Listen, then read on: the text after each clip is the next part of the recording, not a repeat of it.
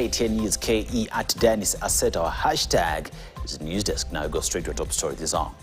A looming transport crisis has been averted after Matatu operators officially called off their planned nationwide strike following high-level talks with President William Ruto at State House, Mombasa. The operators had earlier suspended their industrial action for 7 days to pave the way for negotiations after a nationwide protest over soaring fuel prices paralyzed public transport services across several towns. Speaking this morning, President Ruto revealed that lengthy consultations with the leaders in the transport sector had yielded a breakthrough, even as the government announced a further reduction of diesel prices by 10 shillings in a move aimed at easing pressure on operators and commuters alike.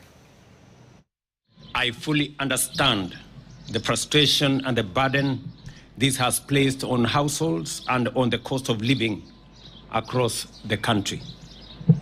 As President, I want to speak to you honestly and directly about why this is happening, what the government is doing, and why we must face this challenge together as one nation. The truth is this: Kenya is facing the effects of global fuel crisis caused by the ongoing conflict in the Middle East. This is not a crisis affecting Kenya alone.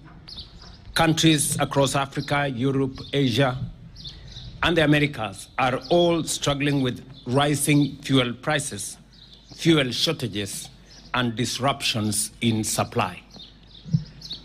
Since the conflict involving Iran escalated on the 28th of February 2026, the Strait of Hormuz, one of the world's most important oil supply routes, through which nearly 1/5 or 20% of global oil passes every day, has experienced major disruption. This has created one of the largest global oil supply shocks in modern history.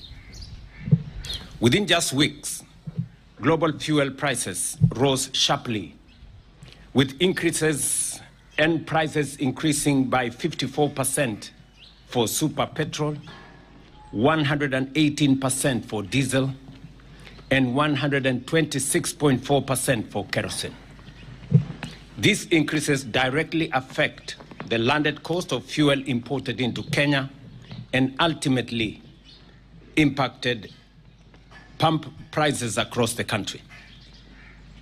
The World Bank now projects that global energy prices will rise by 24% in 2026 alone, while the International Energy Agency has warned that global market may remain undersupplied until late 2026. Now, the legal battle surrounding the impeachment of a former Deputy President Rigathi Gachagua heads into a